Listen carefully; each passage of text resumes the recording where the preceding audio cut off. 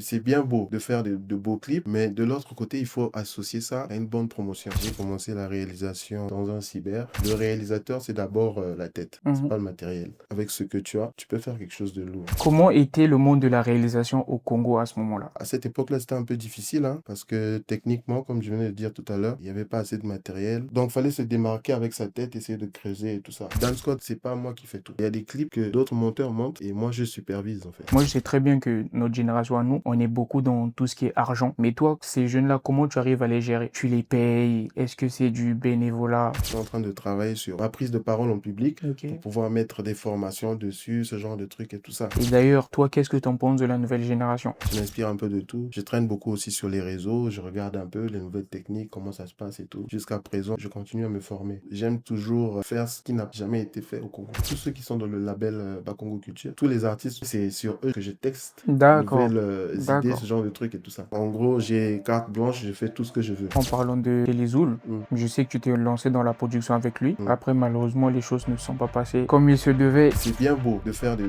beaux clips, mais de l'autre côté, il faut associer ça à une bonne promotion.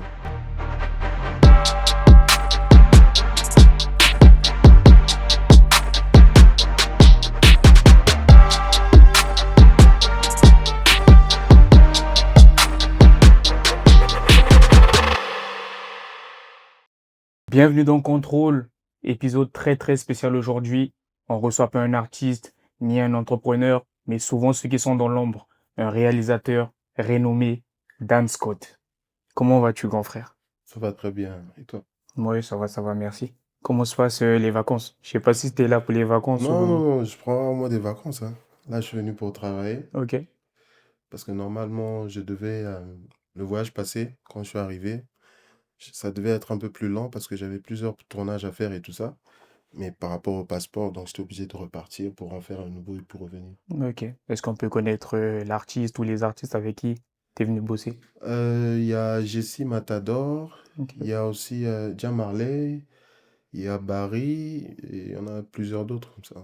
Ok. Mhm. Donc, comme tu l'as remarqué, aujourd'hui, on est là pour toi, Mm, connaître qui est vraiment Dan Scott. mm. Et est-ce que tu peux nous parler de tes débuts, d'où tu viens, où tu es né et dans quelle ambiance tu as grandi? Bon, déjà, je m'appelle Manamika Don de Dieu.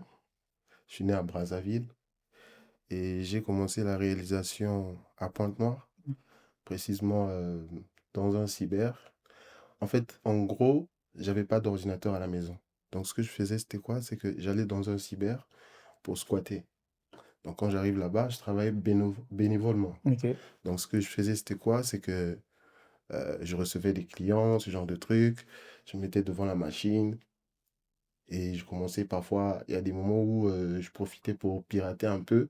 Parce que à l'époque, il y avait des logiciels qu'on mettait dans les cybercafés où D'accord. tu dois mettre un code. Tu dois payer un ticket et mettre un Ok. code. Donc, j'avais pas cette possibilité-là De payer. de payer ou de pouvoir manipuler, toucher la machine et tout ça.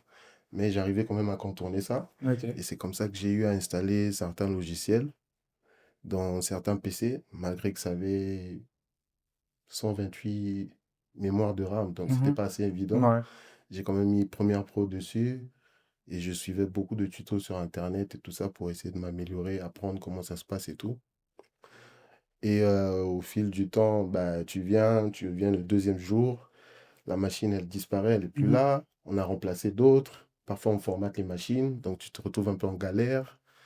Et après, je suis allé faire un stage dans un autre cyber. J'ai commencé à travailler là-bas. J'ai fait pratiquement 3 mois. Et après, on a commencé à me payer.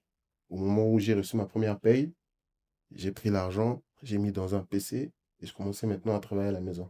Oui. Donc c'est comme ça que c'est parti. Après, j'ai continué toujours à télécharger des tutos jusqu'à ce que je fasse un clip pour des rappeurs qu'on appelait les New Boys. C'était un groupe du grand marché.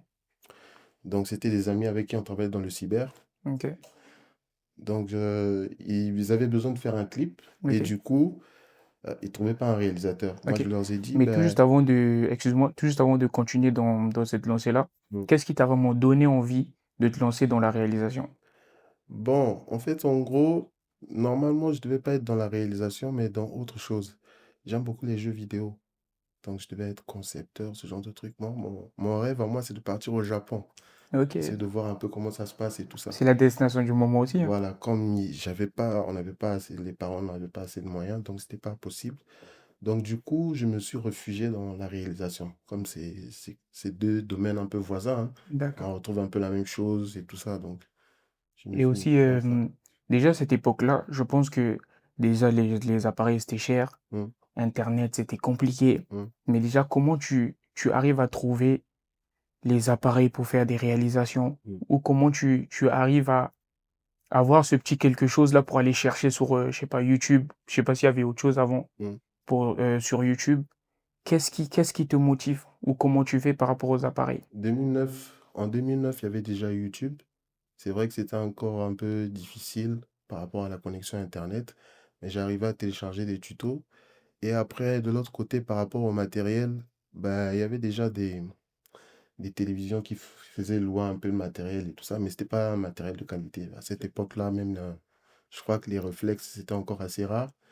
Donc, on utilisait des caméscopes, des HTV, ce genre de trucs et tout ça. Même pour le clip dont je vous parlais, du groupe avec qui je travaillais souvent, OK. on a loué une caméra qui coûtait au moins, ça nous a coûté 40 000 comme ça à l'époque. Donc, avant ça, j'utilisais un téléphone, un Samsung. Donc, j'essayais de faire quelques images avec et tout ça. Après, c'est comme on dit souvent, le réalisateur, c'est d'abord la tête. C'est Mmh. pas le matériel. Donc, avec ce que tu as, tu peux faire quelque chose de lourd. Mais il faut juste savoir comment gérer, comment t'organiser bien. OK. Et toi, tu fais partie de cette génération-là de précurseurs comme Teddy Benzo. Comment était le monde de la réalisation au Congo à ce moment-là? Est-ce qu'il y avait déjà des réalisateurs en place? Il y avait certains réalisateurs, il y avait Aristide Okombi, il y avait Kaidano déjà qui faisait pas mal de clips. Il y avait aussi un autre gars qu'on appelait Chris Lover. Mmh. Maintenant, à cette époque-là, c'était un peu difficile, hein, parce que techniquement, comme je venais de dire tout à l'heure, le matériel, c'était pas assez, il n'y avait pas assez de matériel. Donc, c'était assez chaud. Donc, fallait se démarquer avec sa tête, essayer de creuser et tout ça pour pouvoir se faire une place. Donc, c'est moi, quand je suis arrivé, j'ai essayé de voir ce que les gars ne faisaient pas encore. Moi, je me suis lancé avec mon premier clip, je me suis lancé dans tout ce qui est incrustation. Mmh. Donc, aujourd'hui, quand je regarde ce clip, c'est nul, mais à cette époque-là, les gens criaient, waouh, c'était beau et tout ça. Ouais. Je mettais des En voitures fait, ça derrière, ce s'adaptait genre par de trucs. rapport, à ces tendances-là, quoi. Voilà, et c'est des choses qu'on ne voyait pas encore assez au Congo. OK. Mais déjà, il y en avait certains qui se démarquaient, comme Aristide Okombi. Ah, Euh, pour moi, c'est des noms que je connais pas, j'étais peut-être, plus jeune. oui, oui, oui, oui. Lui, c'est lui qui a tourné le clip de Foxy à l'époque. Lequel? Lui, il a eu pas mal de trucs aussi. Ouais, ouais. L'un des clips qui a fait en ce cas en plus le découvrir. Mmh. Ouais, j'ai juste oublié le titre, mais il faisait vraiment pas mal de choses à l'époque. OK. Moi, personnellement, toi, même quand je connaissais Dan Scott, Hmm, je connaissais même pas ton visage. hmm, Je t'ai connu avec, notamment Hello, hmm, Mixstone, Barry, hmm. clip incroyable. Mais déjà, comment tu arrives à travailler avec ces jeunes-là? Dans quelles circonstances? Parce que je sais que avant, par exemple, avec les artistes, c'est pas comme aujourd'hui, ça Hmm, travaille sous contrat, hmm, les clips étaient chers. hmm. Est-ce que toi, à ce moment-là, tu avais déjà une certaine notoriété? Comment vous avez pu collaborer avec ces jeunes-là? C'est après que j'ai tourné le clip du groupe dont je parlais, les New Mhm. Boys. Donc dès que j'ai tourné ce clip-là, euh, on s'est mis en connexion, moi et Mixstone. Donc après, par là, j'ai eu à faire le clip de ma génération. Mhm. Et après, s'en est suivi tout ce que vous savez, hein. Ok. Ouais. Est-ce que vous avez eu à collaborer avec d'autres réalisateurs? D'autres réalisateurs? Oui, on collabore, presque tout le monde, hein. J'ai eu à travailler déjà sur certains projets avec Big Close. Mhm. J'ai eu à travailler encore avec qui? Avec Kaidano. Ces deux-là. On a déjà travaillé ensemble. Après, il y a d'autres réalisateurs aussi que j'ai eu à former qui font partie de mon équipe. Donc, on travaille tous ensemble. Parce que Dan Scott, c'est pas moi qui fais tout. Ok, Ouais, c'est pas moi qui fais tout. Je suis pas là du montage à la vidéo et tout ça. Il y a des clips que d'autres monteurs montent et moi, je supervise en fait. d'accord. Mm. Est-ce que tu peux nous en dire plus par rapport à ça? Ou même les membres de l'équipe, qui fait quoi? Mm. Comment ça se passe? Comment vous êtes rencontrés? La Oui, petite anecdote, quoi. justement, on s'est rencontrés pendant les tournages parce qu'il y a déjà, je travaille avec Nova, et il y a des monteurs, il y a des assistants qui sont là. En fait, ce sont des jeunes qui m'écrivent tout le temps, ah, Mhm. on veut travailler à côté de toi et tout ça. Je leur dis, il n'y a pas de souci. Venez, hein, et je vais vous montrer comment ça se passe et tout ça. Et quand je sens qu'il y a quelqu'un qui est bon, je le mets en tant que monteur ou bien j'essaie de trouver un poste pour lui. Ça peut être dans la caméra ou je sais pas où, mais souvent, la plupart du temps, tout ce qui est caméra, tout ce qui est tournage, je le fais moi-même. Parce que quand tu rates un tournage, ben, le montage, il peut rien Ouais, faire. ça c'est vrai, ouais. Mm, Mais moi, j'aimerais qu'on appuie sur un truc aussi. Moi, je sais très bien que notre génération à nous, on est beaucoup dans tout ce qui est argent. mm, Mais toi, ces jeunes-là, comment tu arrives à les gérer? mm. Côté budget, est-ce que tu les payes? Est-ce que c'est du bénévolat? Ce qui est vrai, c'est que la plupart des jeunes, quand ils arrivent, je leur dis déjà que moi, je vais vous apprendre le travail. Mhm. Vous ne me payez pas. Et en contrepartie, vous travaillez pour moi. Vous apprenez le travail Mhm. et dans ce même... quand je fais des clips, ce genre de trucs et tout ça, je vous emmène les rushs. Mhm. Ça vous permet de vous exercer, d'essayer d'apprendre comment se passe le montage, comment on fait ceci, comment on fait cela. C'est souvent comme ça qu'on fonctionne. Après, à un certain moment, quand tu sens vraiment que, bon, voilà, il a atteint au moins des capacités, on peut se dire, bon, voilà, on va revoir un peu les choses, lui créer un petit compta ou bien un truc du genre. Mm, Ok, je comprends, ouais.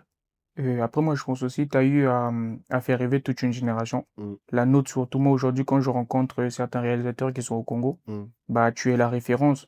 Mais est-ce qu'aujourd'hui, tu arrives à mesurer cet impact-là que tu as sur les jeunes ou seulement au Congo, tout simplement? Oui, c'est vrai, j'arrive à mesurer ça parce que quand je rentre dans mon inbox, tous les messages que je vois, il y a des jeunes qui m'écrivent pour solliciter du travail, ils veulent apprendre, ils veulent lancer comment on appelle, que je lance des formations. Mhm. C'est même ce que je dois faire, mais comme vous êtes en train de le remarquer, je suis timide. J'aime Ouais, pas je être vois, devant la ouais. caméra, ce genre de truc. C'est pas bon pour moi. Donc du coup, je suis en train je profite aussi de l'occasion, hein. Je suis en train de travailler sur ma prise de parole en public Ok. pour pouvoir mettre des formations dessus, ce genre de trucs et tout ça. Donc vraiment, l'impact, il y en a. Je mesure ça vraiment sur les réseaux, quand tu vois. Même dans la rue, Mhm. quand je me balade, c'est vrai que de face, beaucoup de gens ne me connaissent pas, Ouais, mais les gens arrivent à me reconnaître et tout ça. Donc, c'est pas mal. ouais, je vois, ouais. Mm, Parce que je pense que ça peut être très, très intéressant, les formations. mm, Parce que je pense que tu as beaucoup à apprendre, surtout à la nouvelle génération. mm. Et d'ailleurs, toi, qu'est-ce que tu en penses de la nouvelle génération La nouvelle génération, dans la à quel niveau? Dans réalisation? la réalisation? Ouais. Oui, ils sont bons. Ils sont bons quand vous voyez le travail que fait Christopher, Mhm. Famille, quand vous voyez le travail que fait Dixon. C'est des bons. Ils sont bons dans ce qu'ils font. Ça se passe bien. En Ok. tout cas, la relève est là. D'accord. Mm, Moi, quand je vois un dance code, c'est quelqu'un qui s'adapte par rapport aux tendances. mm, Et même récemment, on avait un débat entre nous et tout mm, par rapport au clip Wolo de Lema. mm. Tu as adapté l'intelligence artificielle. Mais comment tu arrives à toujours rester autant dans la tendance, en fait? Comment tu fais? Parce qu'on a vu, par exemple, il y a d'autres réalisateurs Mm. qui sont restés dans leur identité ou dans le même format depuis qu'ils ont commencé. Toi, comment tu fais pour te... Moi, je regarde tout. Que ça soit même au niveau du Congo, j'essaie de voir le tout dernier clip qui est sorti. Même à l'extérieur aussi, j'essaie de voir tout ce que font les Naija, les Américains et tout ça. Je m'inspire un peu de tout. Je traîne beaucoup aussi sur les réseaux. Je regarde un peu les nouvelles techniques, comment ça se passe et tout. Jusqu'à présent, je continue à me former. C'est-à-dire, il m'arrive des fois, parfois, je vois un cours sur Internet, je paye, je regarde beaucoup de choses sur Internet, que ce soit au niveau des Américains et tout. Donc, j'hésite pas à payer tout ce qu'il faut pour Mhm. pouvoir me mettre à jour. Donc, c'est très important pour moi. Je me Mhm. forme jusqu'aujourd'hui, je continue à me former. Voilà pourquoi j'arrive à changer de style de temps en temps et j'essaie d'exploiter d'autres D'autres techniques. pistes et tout. Ouais. Mhm. Et surtout, j'aime toujours faire ce qui n'a jamais été fait au Congo. Ok, Ouais. ok.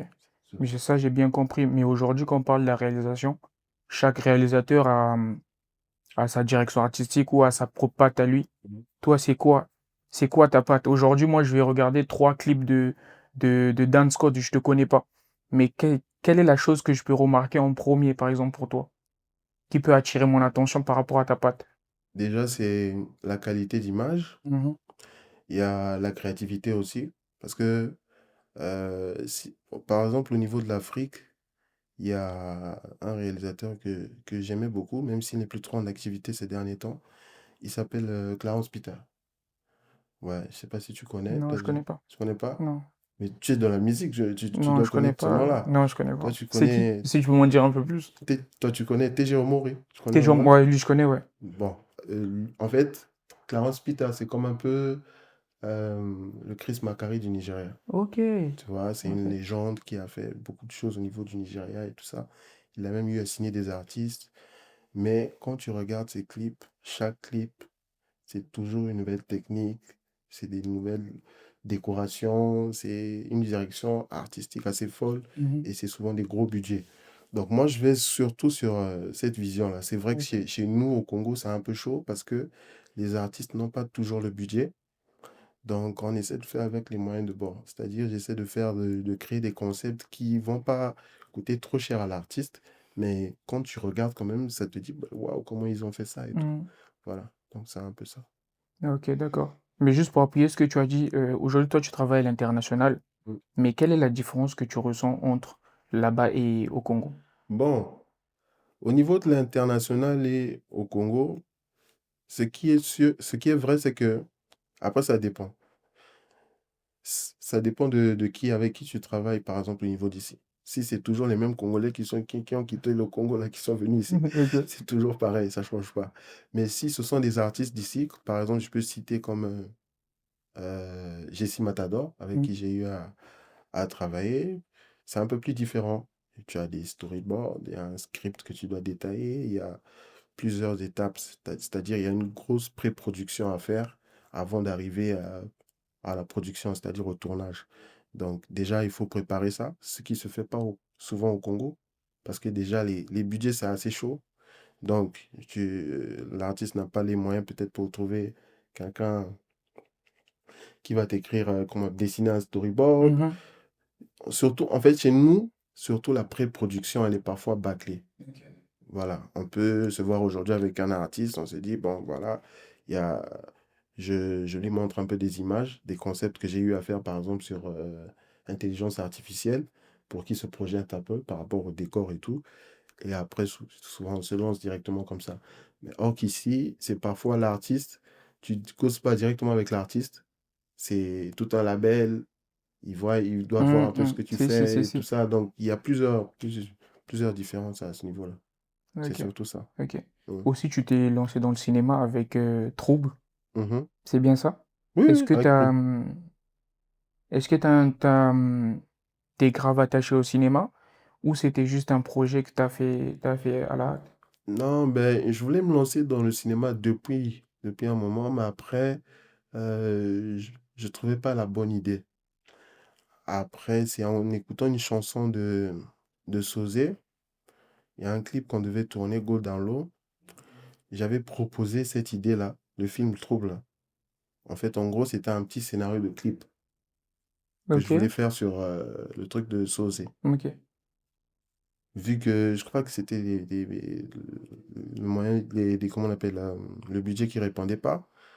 Et par rapport à la faisabilité des choses, j'avais gardé mon scénario et on a fait autre chose du clip. Ok. Après, j'ai essayé d'approfondir un peu l'idée. J'ai peaufiné un peu le script. Et après, j'ai appelé Michael Tamsi. C'est lui qui a finalement écrit le scénario. Je lui ai donné mes idées. Il a écrit le scénario. Et après, c'est parti de là. Ok. Mm. D'ailleurs, on l'a vu aussi avec Jamkiss, avec son récent morceau. Mhm. Le Mm. scénario et tout, il était ouf. Ah, merci, merci, merci Il beaucoup. était ouf en tout cas. Mm. Mais moi, je voulais savoir un truc.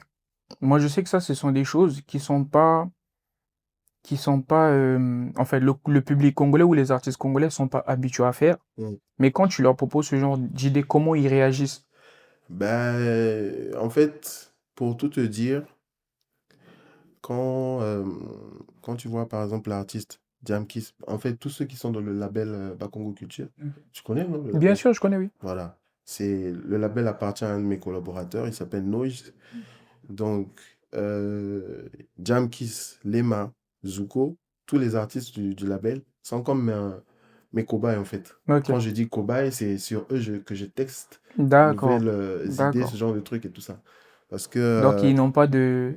Ils peuvent que se soumettre, en fait. voilà, Ok. en gros, j'ai carte blanche, je fais tout ce que je veux. D'accord. Voilà. Donc, c'est comme comment on appelle, je fais partie je collabore avec le label, donc je me permets un peu de faire tout ce que je veux comme folie, ce genre de trucs et tout ça. Mhm. Ce qui n'est pas parfois possible avec d'autres artistes.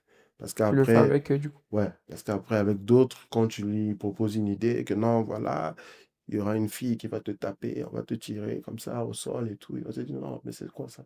Moi, je veux un truc classique hein, qu'on voit, qu'on fait comme on a l'habitude de faire et tout ça, ce genre de truc. Donc, moi, ces idées-là, je ne sais pas trop si ça va marcher ou pas. J'ai dit, ah bon, ok. Voilà pourquoi vous avez remarqué que même à l'époque, quand j'étais en train de produire Kelly Zoul, Mhm.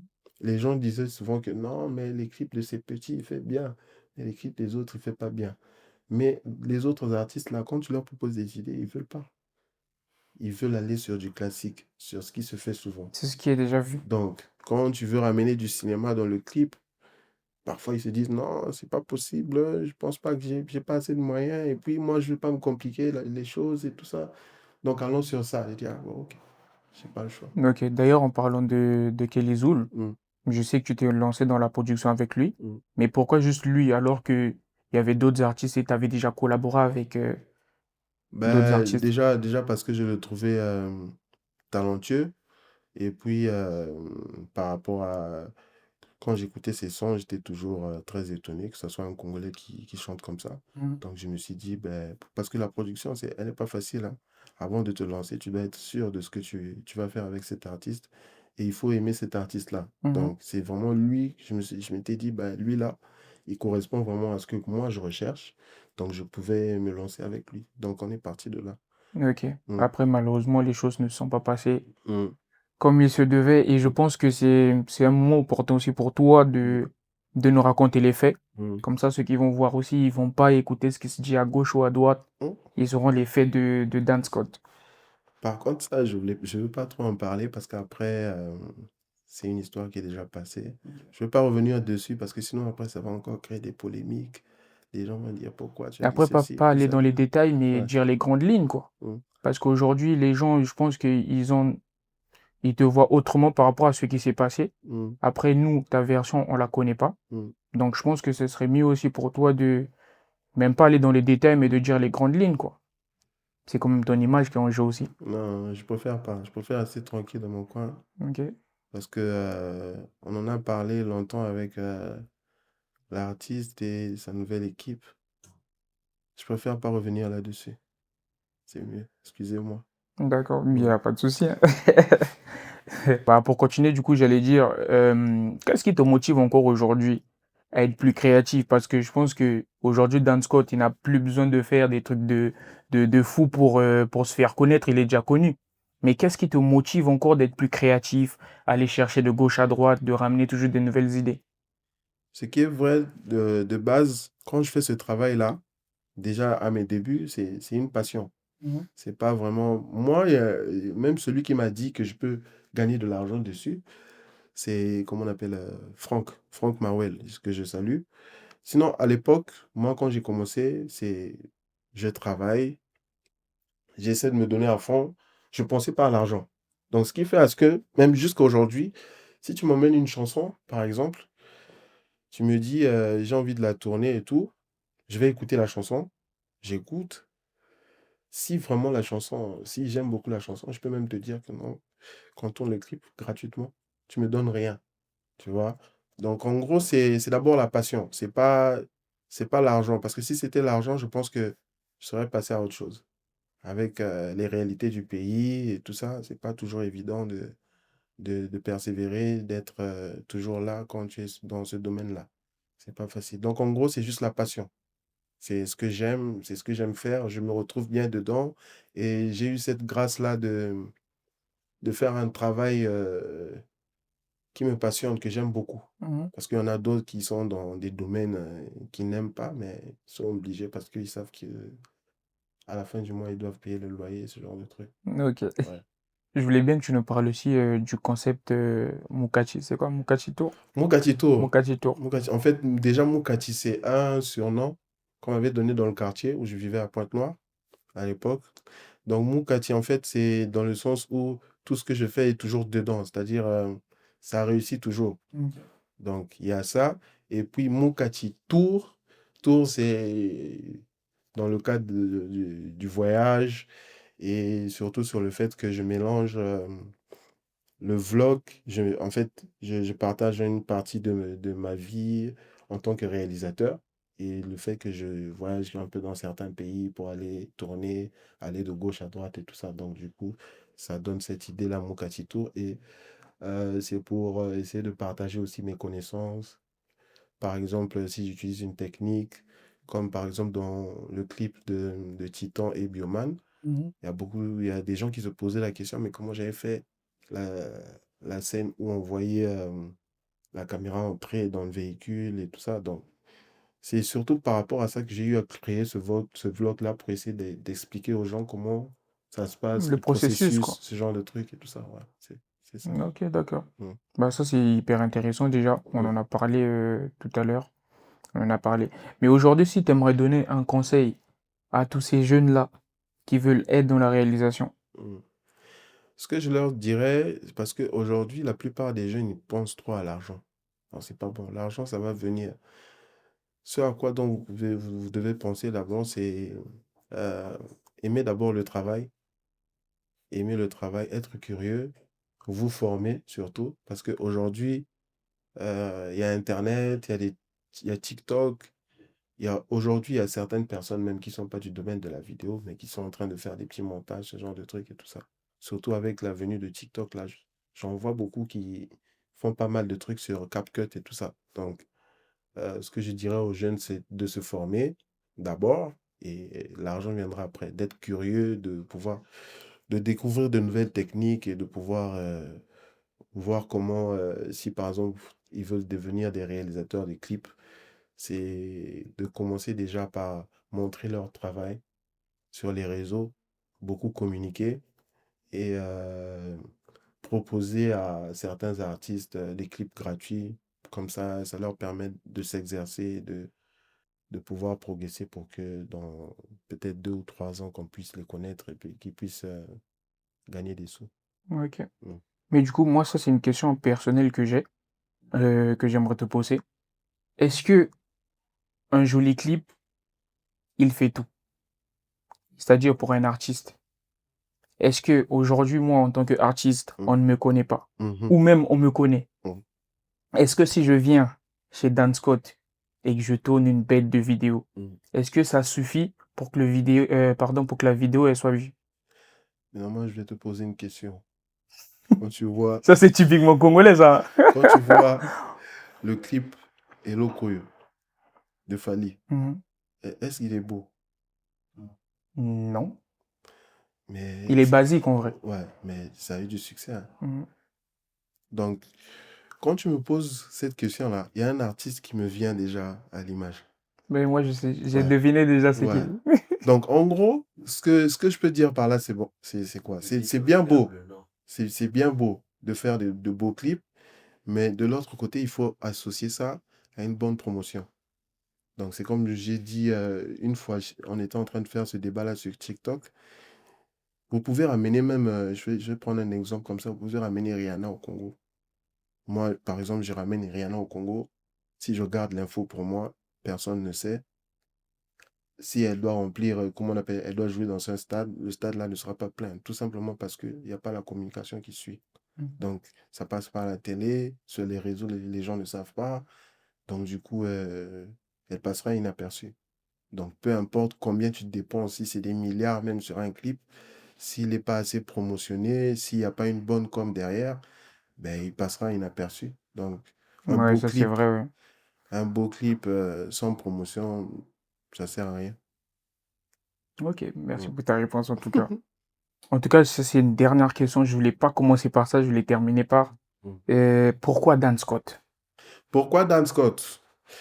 Bon, c'est comme j'ai dit tout à l'heure au début de l'émission, je m'appelle Manamika Don de Dieu. Et dans le cyber où je travaillais à l'époque, là où je travaillais bénévolement, mes frangins trouvaient que... Parce qu'à la maison, on m'appelle Don. Donc, à la maison, ils ont coupé le don de Dieu, on m'appelle Don.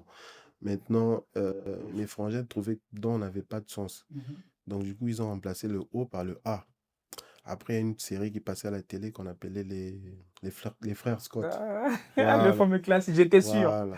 J'étais Il y sûr. avait un méchant dans l'histoire qui s'appelait Dan Scott. Mhm. Donc, ils ont eu à rajouter le Scott là et c'est parti de là.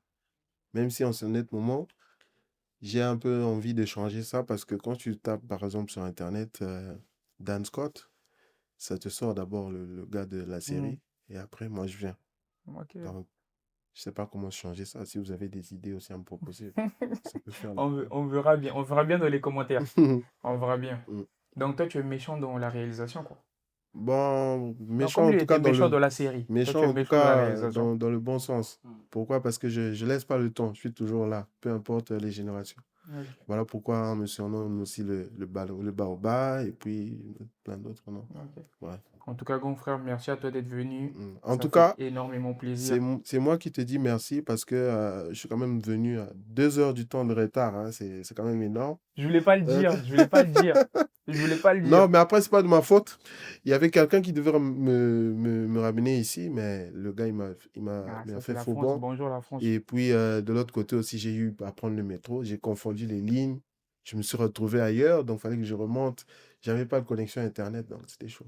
C'est pas grave. Heureusement que les gars ont compris et ont quand même ajouté 1 heure pour qu'on fasse le truc et tout ça. En tout cas, merci pour ça. Il n'y a pas de Merci souci. à vous tous qui êtes là et tout ça. Mm. Donc, les gars, nous sommes à la fin. Si vous avez des questions ou vous avez des trucs à dire, s'il y a des passages que vous n'avez pas compris, dites-le nous en commentaire. On s'attrape. Contrôle.